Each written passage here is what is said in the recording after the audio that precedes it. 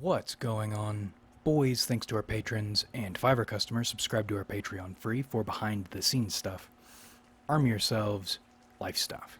Still not crazy about including gameplay in the background of my videos, but the one video I tried with, whose content I wasn't completely satisfied with, performs noticeably better than most of the videos recently. So we will continue with that.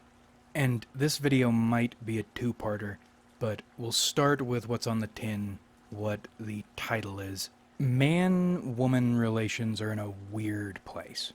And I don't think they're going to get much better, but they could. But I don't think people want them to. There is some blockage, because the situation involves bad behavior on both sides of the aisle, plus this contempt for the idea of even talking about it.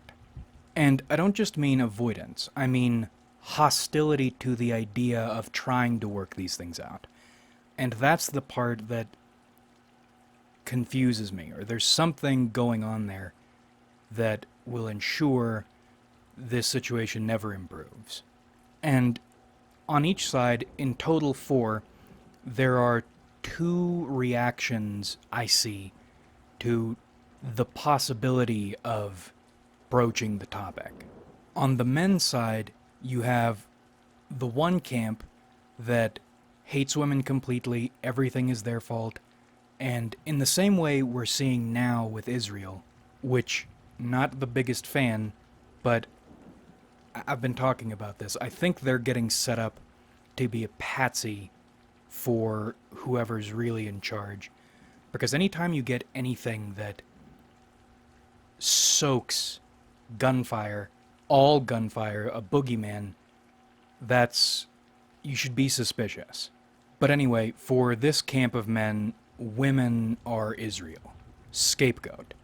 Taking real wrongdoing and using that to pile on everything else that's wrong, so you can at least feel like you have an enemy, instead of wandering around in the darkness and not knowing who you're really fighting, and also without needing to look in the mirror at all. And then on the women's side, you have their version of this camp. Different language, but same essence, scapegoating. But then you have these 2 other asynchronous camps. And these are the more interesting ones. On the men's side, you have dudes who think they're siding with women, but in their behavior, they aren't. And they have overt hostility to the idea women could be doing anything wrong. So they'll clash with the first camp of dudes, which you would expect, justifiably even, if for the wrong reasons. But they're also hostile toward the idea women could be doing anything fucked up. And what they do is try to dismiss the idea of anything fucked up, and therefore dismiss the possibility of discussion by lumping every dude who isn't in their camp into the first camp of dudes. And the first camp of women do the same thing. And I don't know what that is. I don't know if it's an effort to win brownie points, or to try to be with the in crowd. I'm not sure. And then the women's secondary camp, they don't engage at all. And that confuses me too. Because there's plenty to hate about men. I tend not to get close with men because, and I don't know why this is either, it seems like any time you're a dude in a group of dudes, or with male friends, there's this thumb-sucking myth men support one another, and that's not, at least in my experience, what men do at all. It's like male juvenile gangs in predator species. None of them managed to get on top, so they spend their time keeping everyone else down. As a dude, if you want to be somebody, you don't want to put yourself in a position to rely on your fellow man. Anyway, plenty of behaviors or habits or misunderstandings to dislike about men. But this other camp of women won't even talk about it. So you have three groups who are hostile to conversation, each for their own reasons, and one that's inert. And let's say, bigger picture as a society, that's not great because, bigger picture, this can only get worse. But on the individual level, and this goes for a lot of problems, individuals can usually find a way to slip through the cracks and not burn down with the entire house. Not always, and very difficult when you do get those few opportunities, but there is a possibility. Seemingly, however, not in this instance, the man-woman problems thing. Because I haven't met one so far. Now, I'm not looking around trying to figure this out with men because I'm bisexually disabled. I mean, women don't want to talk about it. And that makes things difficult because, as I mentioned, bigger picture society, even if they wanted to change, it would take a long time. Whereas with individuals, if they're motivated, individuals can be pretty resilient and adaptable in the name of an objective, even if that objective is just getting a better idea of what the problem is, which that's one of the main things. You can't start working on a problem when you aren't sure what the actual problem is.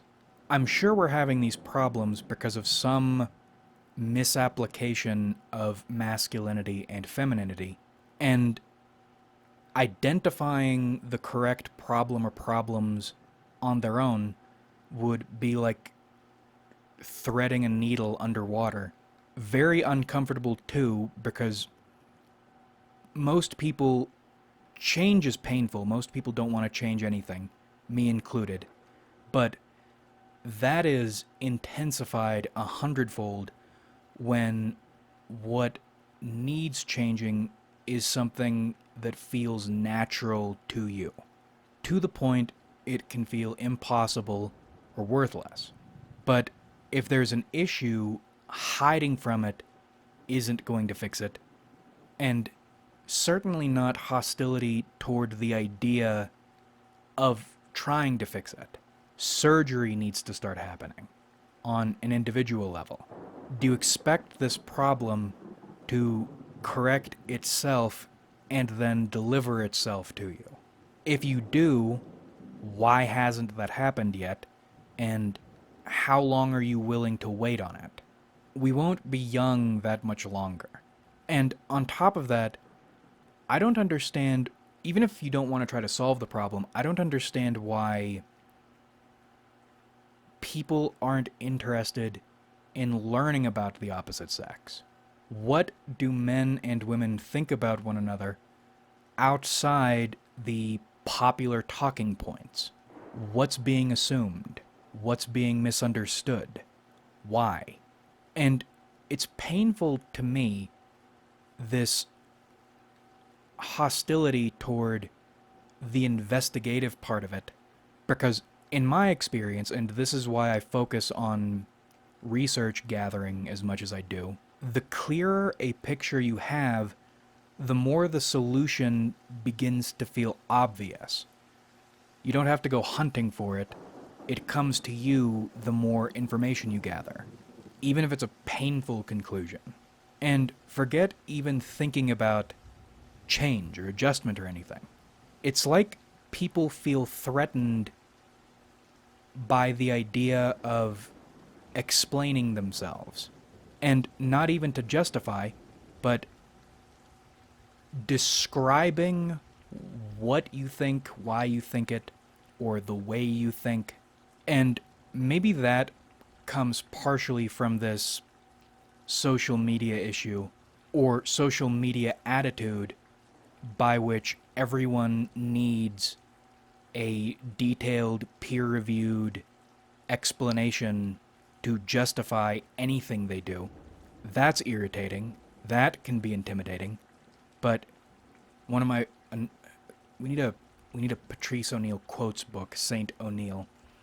You can't rationalize everything you feel, but ideally, at least with trusted people, or even at least by yourself, you can describe or try to describe the way you think. Because let's broaden this out. No kumbaya ideas, no utopian ideas, no trying to get along ideas. Do you think we would be as hostile to one another if we at least knew the way our enemies thought about things? I don't empathize, I don't sympathize, I don't understand why you're arriving to this conclusion. I disagree with your thought process completely, but I at least understand how you're getting there. There would still be conflict, terrible blood conflict, but it would at least be quality conflict because you know what you're fighting about. I think that's an issue social media made a lot worse, when it could have and should have made it a lot better. People often default to fighting entities, and they have a loose idea of why they're fighting these entities, these people, or these organizations, but rarely specifically. And out of a pile of reasons, you probably really care about only a few of them. And maybe at different times you could care about all of them. You've met your ultimate enemy. But human hatred seems to me like an infinite source that can realistically be funneled only through a few small pipes at a time. Human hatred is limitless, but in practice, its scope is usually much narrower than you'd think it'd be. And ironically, this lack of specificity converts your hatred into a gas, and you're both consumed by it and also unable to do anything about any of it. It's a low quality hatred. Talk about casual racism versus competitive racism. Competitive racists at least know what they're talking about, and that ironically connects them with their objects of hatred better. And I think competitive racists are easier to turn around, potentially, because they know what they're angry about. It's not, I hate these people, it is, I hate this list of things these people do. And even if it's just on the individual level, those can be worked on. Either the professional's feelings about or understanding of the things they say they dislike, or an individual of the opposed culture's behavior. Society has this maladaptive squeamishness. Society shit itself, and it's complaining about the stink, but now that there's shit in their drawers, they don't want to change because that would mean getting their hands dirty. So they continue to shit themselves while complaining ever more about the worsening stink. And that's another thing. Let's say one of these gender war disagreements is totally unproductive. As long as both sides are operating from what they actually feel and not going by talking points, you're at least learning. Maybe you pick something up you can apply in the next situation. You're always building your understanding. And that's another thing.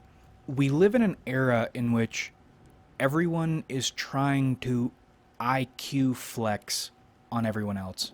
But most people are hostile to these understanding building discussions. Example, I have big issues with Abrahamics. I dislike what they think, I dislike the way they act, particularly their thumb-sucking, holier-than-thou, pushing my shit onto you because it's my right and also because I need to justify my beliefs to myself, and I want to feel like I'm part of something. I need this facet of my identity to function. I can't feel good about myself. unless I feel like I can identify with this cause. Deep contempt and feelings of superiority toward Abrahamic Joe Dipshit. However, the few who engage with the intention of learning about one another instead of you trying to force your shit on me, I typically don't have problems with them. Even if today I do start off a bit jumpy and hostile. If all you want to do is tell me what you think and learn about what I think, that's fine. And years ago, that was the standard, and something changed. Now, that's not an invitation because these people are foot in the door sorts of people, very Jehovah-esque. But it seems like people don't know how to communicate outside a win-loss situation. And to an extent, that's understandable because everything ultimately is a win-loss situation. But there's space not to need to do that. And again, there doesn't need to be a friendly kumbaya outcome. Not just what water is flowing in your river at this moment, but how does your river bend? People are very concerned with what they think, which is fine, which is good. Day to day, that's the most important realm you'll be dealing with. But most people don't think at all about how they think, and how they think affects what they think. Because the whats will change a lot. The how usually won't. Or if it does, it takes a long time, and it happens in the background. And most people aren't interested in one another. I forget if I mentioned it earlier, but there is a societal hostility toward knowledge building. And I don't mean reading piles of leather-bound books. I mean curiosity about the hows of the ways people think. People really don't like that across the board. I think that's one of the reasons there is almost universal hostility toward typology as something serious. Nobody wants to describe how they think. Nobody wants to know how other people think. And anytime you go around trying to learn about how people think, you're met with hostility. We're getting a bit away from the gender topic. To get back to it, let's talk about a recent example. Now, the Discord server is divided into two sections, an outer section and an inner section. And the inner section is designed for people I am reasonably certain are both on the level and also sources different enough from me to be valuable, but also aligned enough on the essential level or on the spiritual level to trust them to knowledge build, as we mentioned, understanding build, in a way I can trust.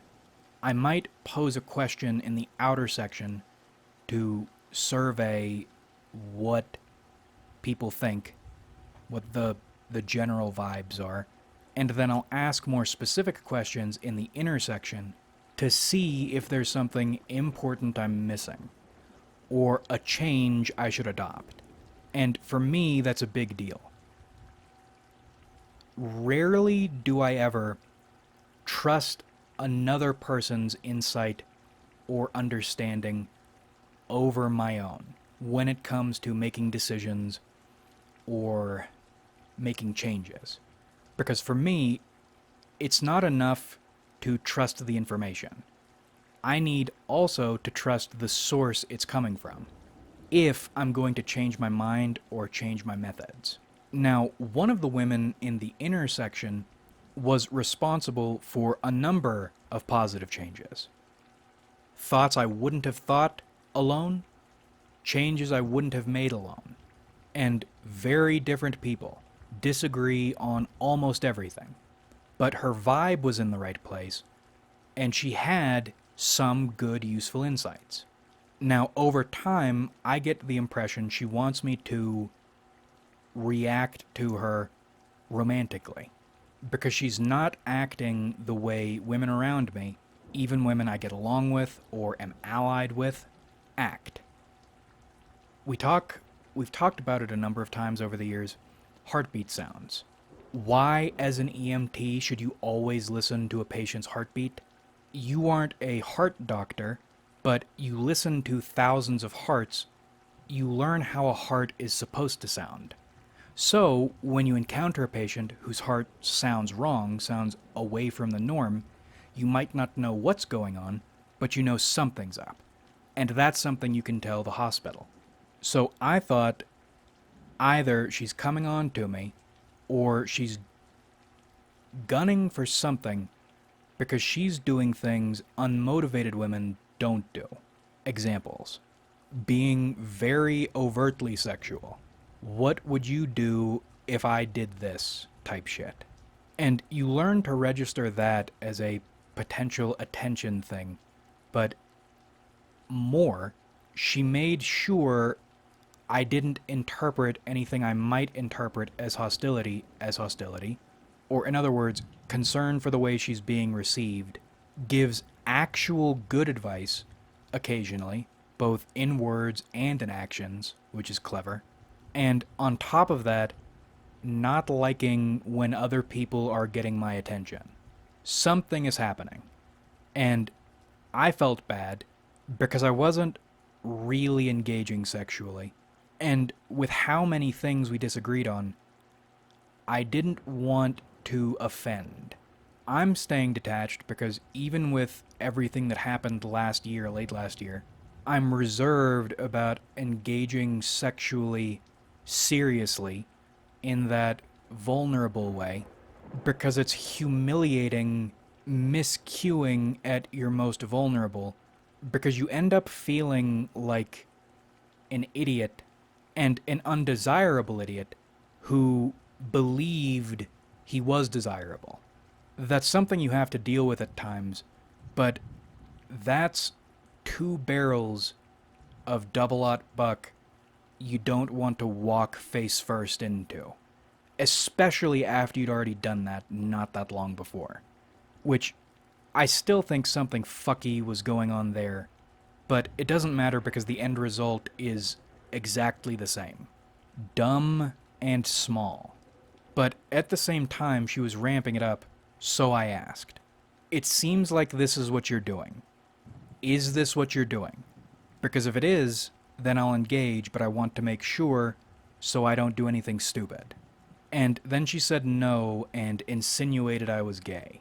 Which, fair enough. I completely misread the situation. I am dumb and small, in fact, and despite my reasoning, it is fair to assume homosexuality based on my not biting hard. Believe me, if I could like dick also, I would. I can't. At least not standalone.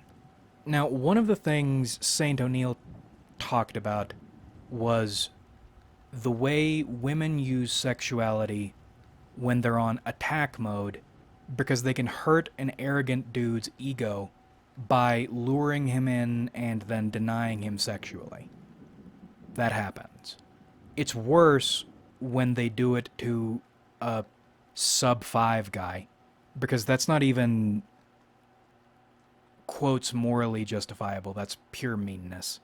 And it would have been easy to say that was what she was doing and she's evil, she's the devil, she's the worst, and freak out and totally write her off. And by the way, while we're here, to protect my ego a little bit, I wasn't head over heels for her.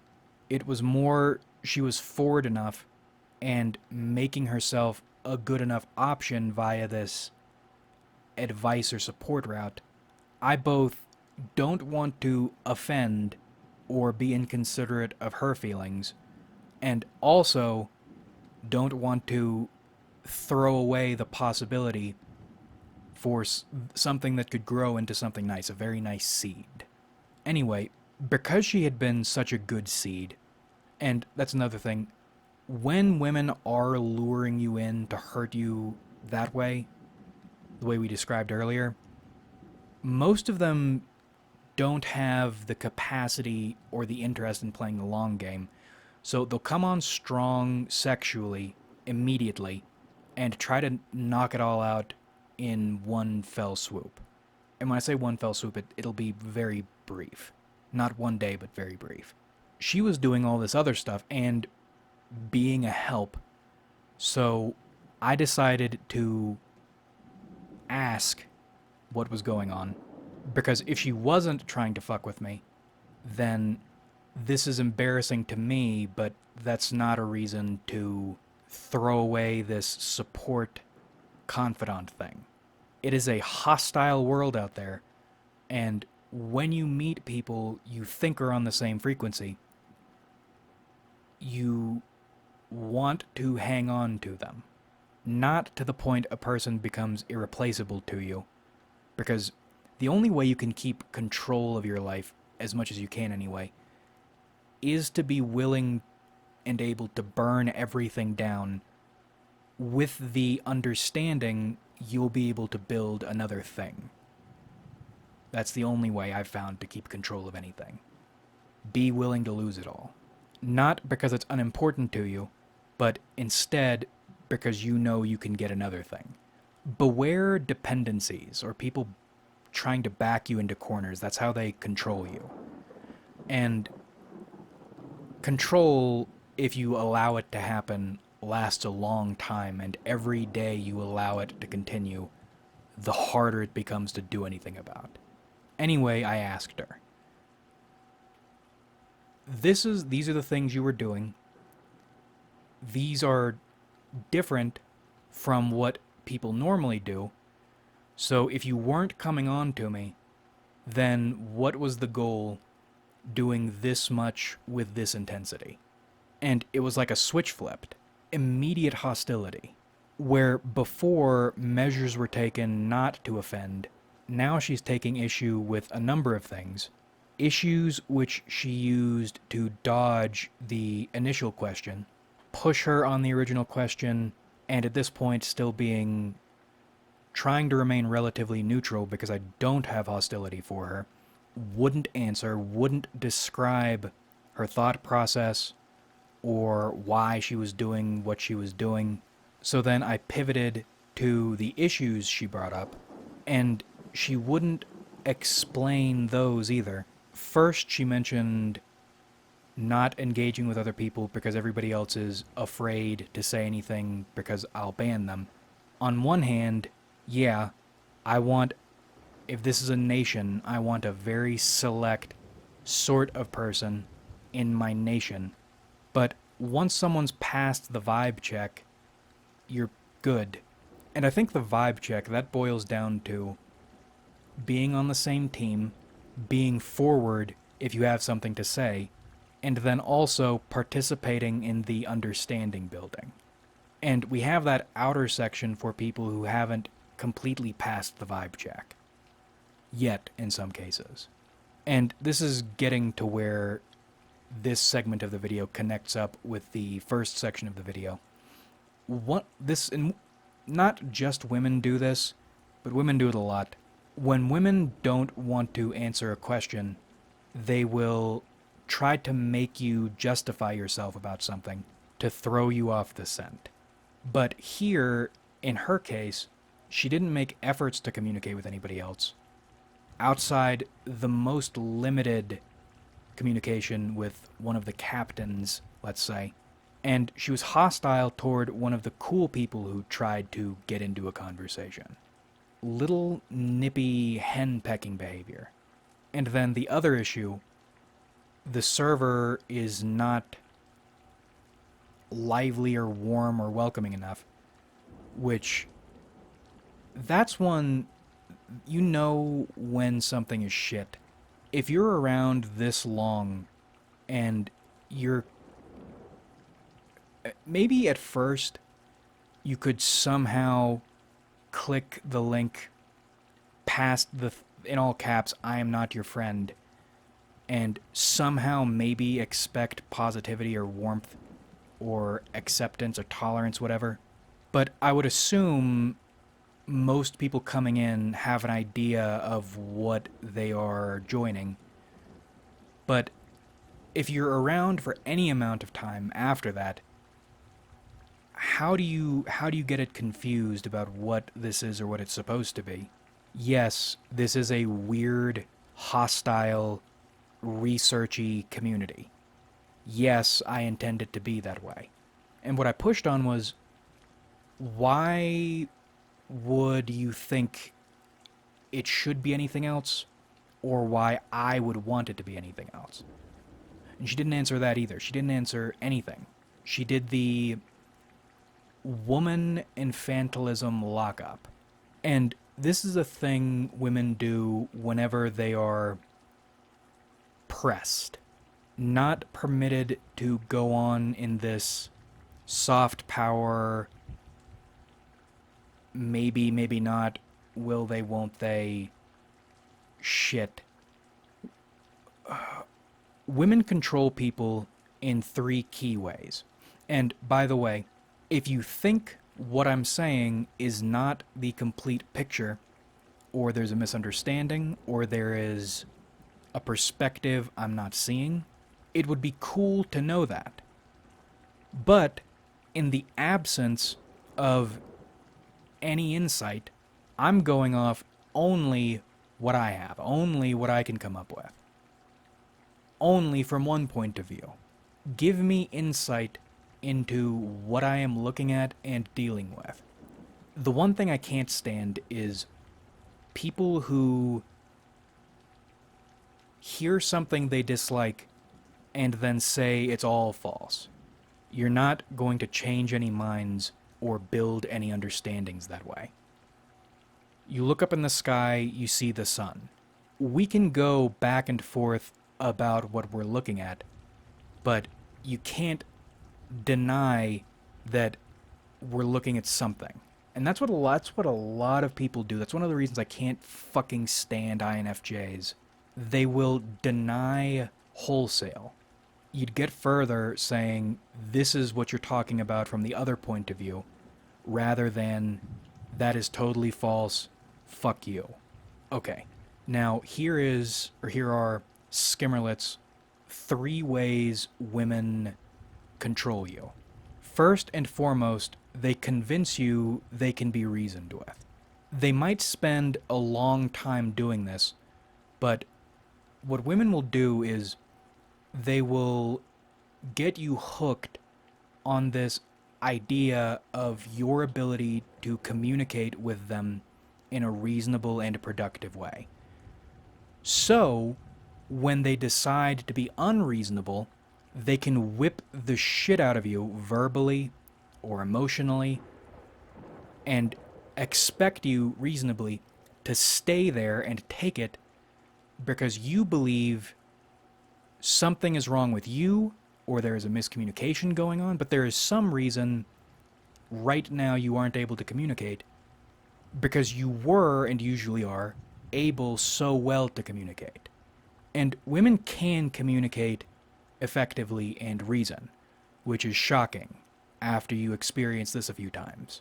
We're not talking about women's ability to reason and communicate.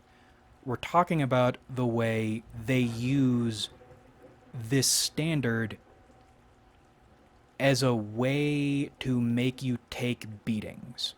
If she's being like this, it's because she's choosing to be like this. Don't take it as a sign there was a miscommunication or you need to hold on. Take it as high disrespect and meanness, because that's what it is. Next thing is, women control you more by what they don't say than what they do say. It's all misdirection. What she's doing by not stating the obvious or not answering a question or what have you is she's trying to get you to fill in the gaps the way she wants you to fill in the gaps, so later she can have plausible deniability and say she never said that. It's not enough to get her way, it needs to be by her ability to mislead you or misdirect you.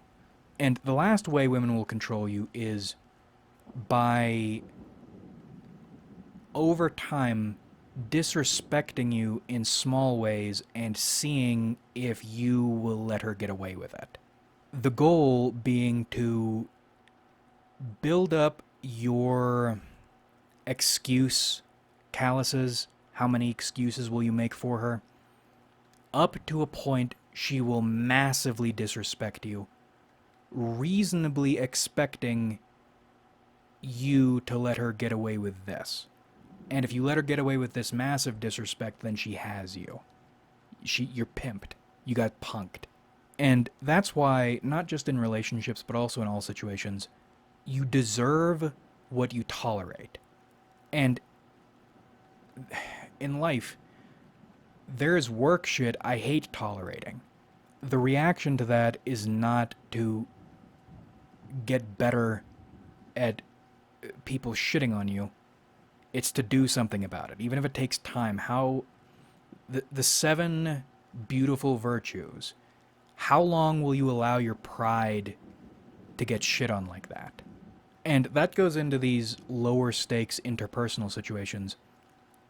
When there are no stakes, you have no reason to tolerate shit from people. Because if you tolerate it, if you tolerate a little bit, you give them an inch, they will take a mile. Watch it happen.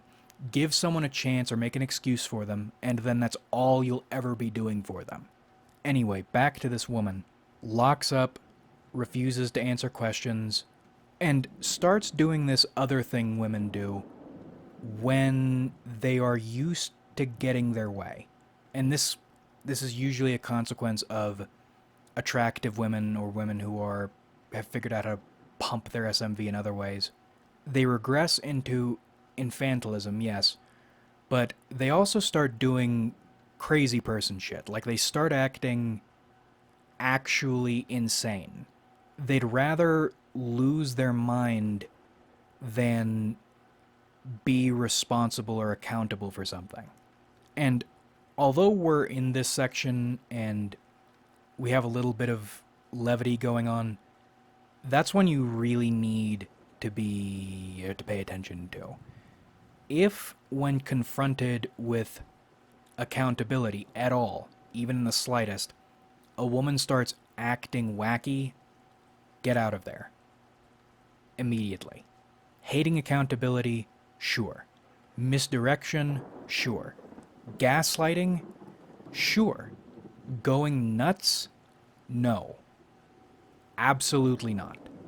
And then she alluded to, well, I think she alluded to this earlier, but I bit it here. She alluded to saying something that would hurt my feelings, and I told her to do it because an issue with these sorts of women is, and maybe it's not just women here, but it's this, this is a mixture of things. One, it's this passivity in which they present one thing but then expect something completely different but never tell you about that or act like they don't want it, and then spring it on you that this is the thing they wanted but you had no idea and they've been resenting you this entire time. But then the other thing is, lots of women they don't know how to do active conflict in any sentient way at all. That's why you got to be careful of this crazy thing, because that's how they'll do active conflict with their hands completely off the wheel, acting like maniacs. That never ends well. But while their hands are still on the wheel, lots of these high SMV women, valuable women, like the power they have, but the only way they can get that power, keep that power, is by being desirable. So conflict makes them less desirable, or there's got to be some kind of fear around engaging in conflict and then losing their position, because that makes them less likable. So they go heavy into passive aggression, and then when active aggression happens, they lose their fucking minds. I started pushing her to say this hurtful thing to me. One, because I don't think she I can usually tell when someone will be able to tell me something that is hurtful and true, which is, as much as it hurts, those are the things you want to hear, because if you don't hear them, you'll never change. I didn't think she was one of them, so I don't think she's gonna cold cock me or anything. And then two, I think one of the reasons she came around, despite being the sort of woman she was something is going wrong, and she wants to experiment with a different method, maybe become or practice becoming a different sort of person, but she just wasn't doing it. So this is the opportunity to do it. Say something really mean and realize everything's fine. The world hasn't exploded because you said something mean to me. And I emphasized this by, for about an hour, saying lots of mean things to her. You've threatened me with this potential dangerous act of aggression that would shatter my world. Well, let's see it for your benefit and mine. She wouldn't do it. She took an hour of disrespect and went deeper and deeper into this, locking up, not answering questions. And oh boy, it's another symptom of insanity. It's like they become, well, inebriated, one, but also selectively blind and deaf. Like they don't hear or see things they don't want to hear or see in this state. It's crazy person shit. And this entire hysterical episode grew out of asking her what the thought process was behind what she was doing. Benefit of the doubt. I am a pathetic, egotistical dude who misread what you were doing.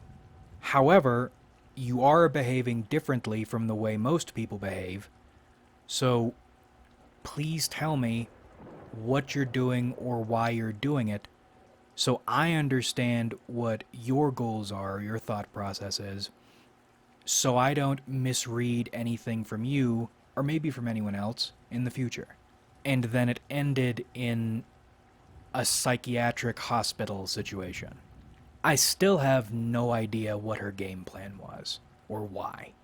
If I had actually totally misread the situation, then this is embarrassing for me, but useful. If the goal was to hurt me, then you hurt me. Gloat. If it was something else, then let's talk about it.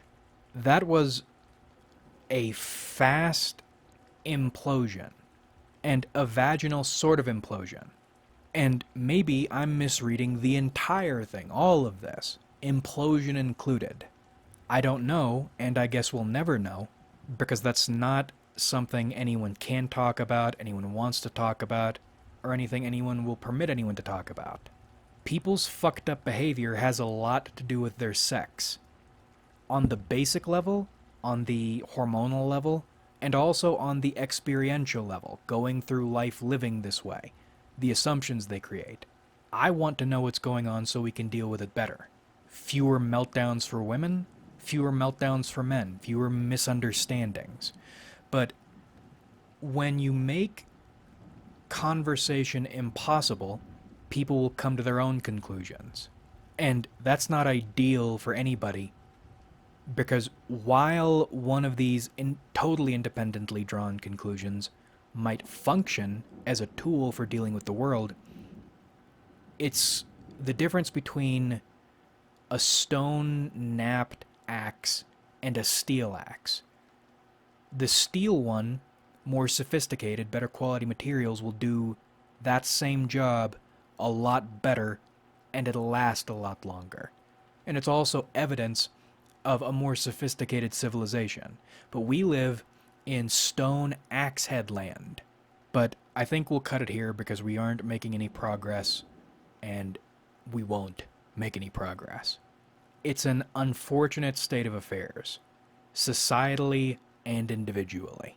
I don't know why people choose to make it this way when it doesn't need to be this way.